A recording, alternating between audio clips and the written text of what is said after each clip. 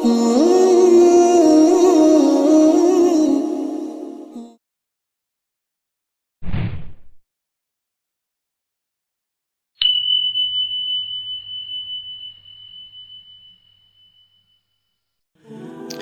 اللہ الرحمن الرحیم۔ ایک رقت انگیز رخصتی۔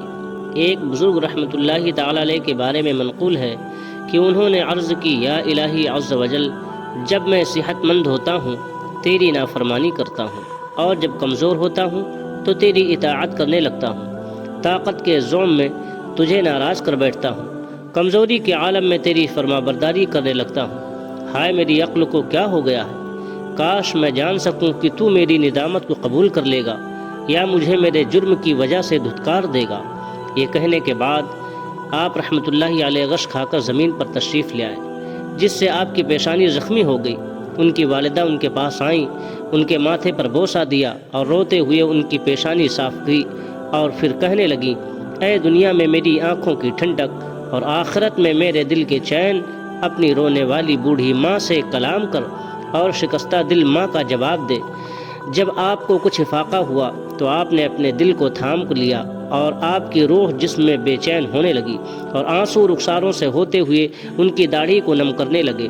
انہوں نے اپنی ماں سے کہا، اے میری ماں، یہ وہی ہولناک دن ہے جس سے آپ مجھے ڈرایا کرتی تھیں۔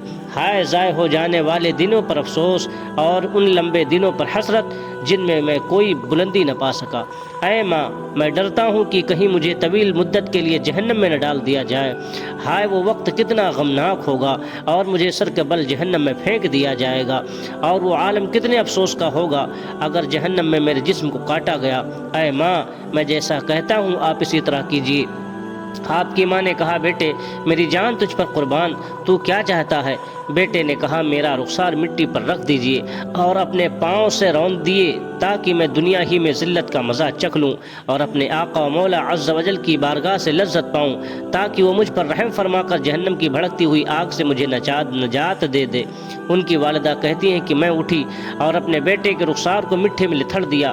اس وقت اس کی آنکھوں سے پرنالے کی طرح آنسو بہہ رہے تھے۔ پھر میں نے اس کے رخسار کو اپنے قدموں سے روندا تو کمزور آواز سے کہنے لگا کہ گنہگار اور نافرمان کی سزا یہی ہے، خطاکار اور بدکار کا بدلہ یہی ہے، اپنے مولا کے در پر کھڑا نہ ہونے والے کی یہی جزا ہے، اللہ رب العزت عز و جل سے نہ ڈرنے والے کی یہی جزا ہے۔